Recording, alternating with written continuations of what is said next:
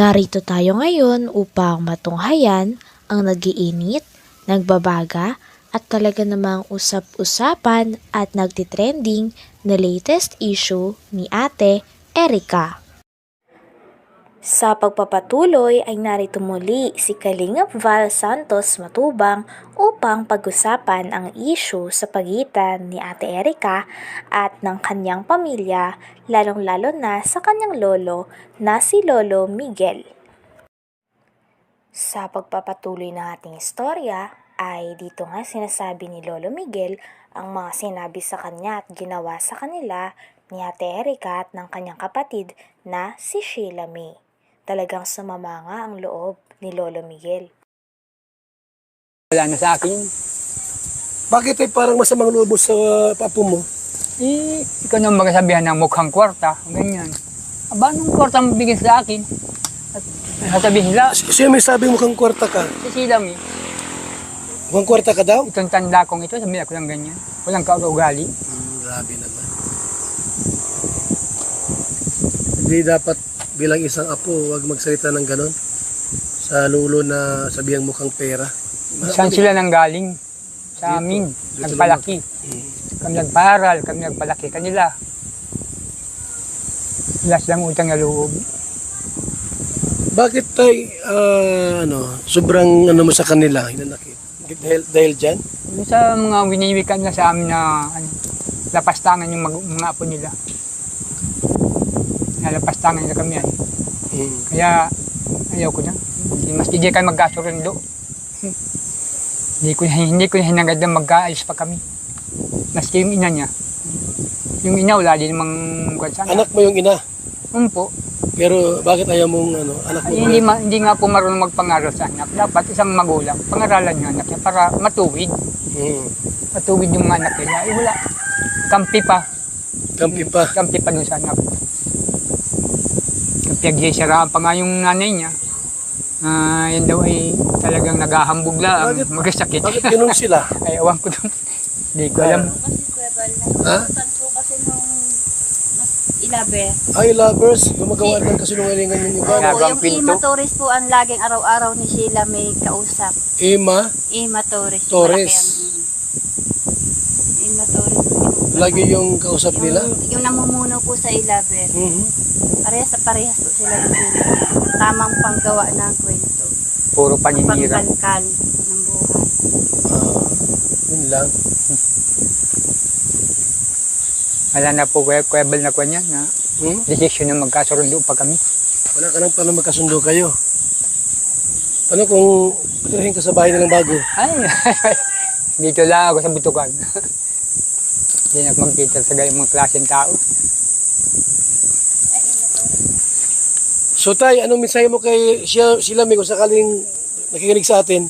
Ay, kung nakikinig ka naman, sila Nandito nga si Kalingap Val upang interviewin si Lolo Miguel upang mahingan ng opinyon at kung ano talaga ang kanilang side dahil sa issue na lumabas kay Ate Erica.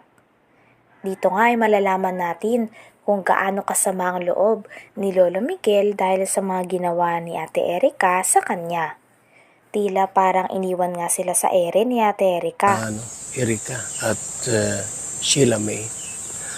At andito po ako para bigyan lang po natin ng linaw, no, yung nangyari. Bakit po dumating sa punto na yung pabahay po nila Erica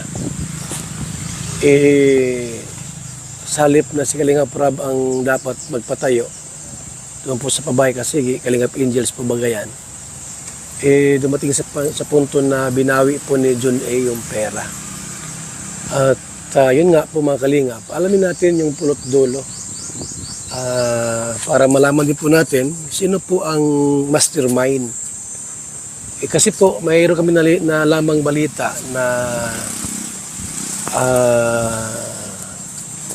siniraan po si Kalingap Rab.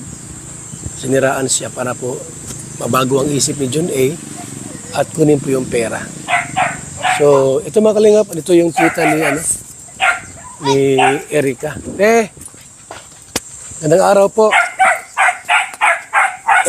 Ano pangalan mo ate? Jeannie, pakiano yung mic.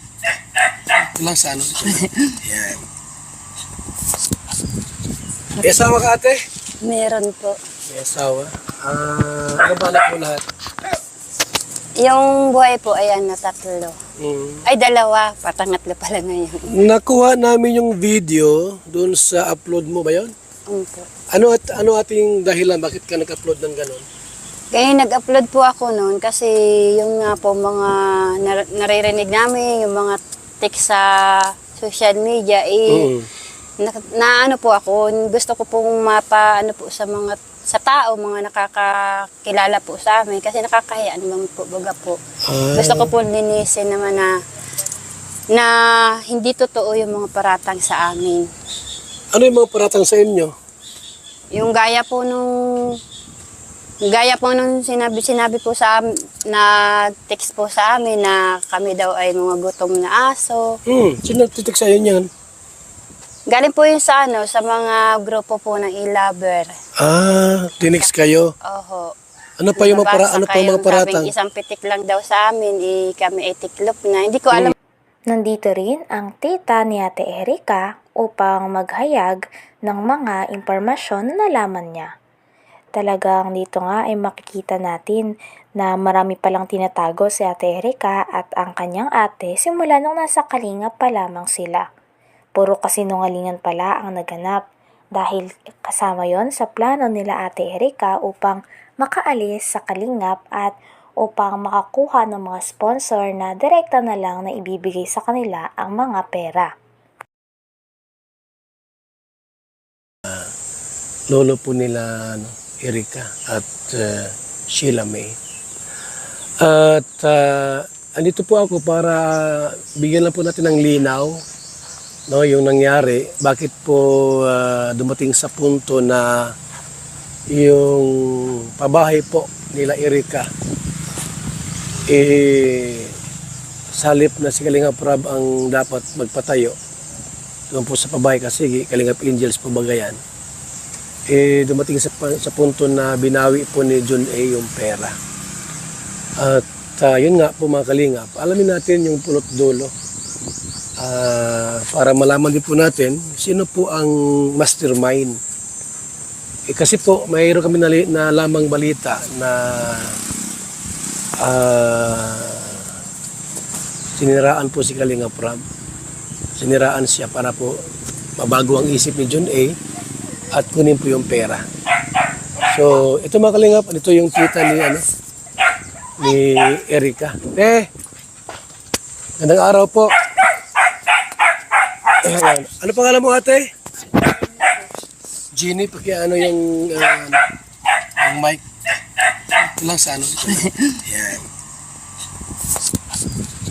May asawa ka, ate? Meron po. May asawa. Ano ba anak mo lahat? Yung buhay po, ayan na 3. Ay, 2. Patangatlo pala ngayon. Nakuha namin yung video doon sa upload mo ba yun? Po. Ano ating dahilan? Bakit ka nag-upload ng ganon? Kaya nag-upload po ako noon kasi yung nga po mga naririnig namin, yung mga text sa social media, ano po ako, gusto ko pong ano po sa tao, mga nakakakilala po sa amin kasi nakakahiya naman po, baga po. Gusto ko po linisin naman na hindi totoo yung mga paratang sa amin. Ano yung mga paratang sa inyo? Yung gaya po nung sinabi po nag-text po sa amin na kami daw ay mga gutom na aso. Sino nagtitik sa'yo niyan? Galing po yun sa mga grupo po ng e-lover. Tinix kayo? Oho. Ano pa yung mga paratang? Sabing isang pitik lang daw sa amin. Hanggang dito na lamang muna ang ating nagiinit, nagbabaga, pinag-uusapan at talaga ng mga nagtitrending na latest issue ni Ate Erica. Maraming salamat sa inyong panunood. Hanggang sa muli. Bye!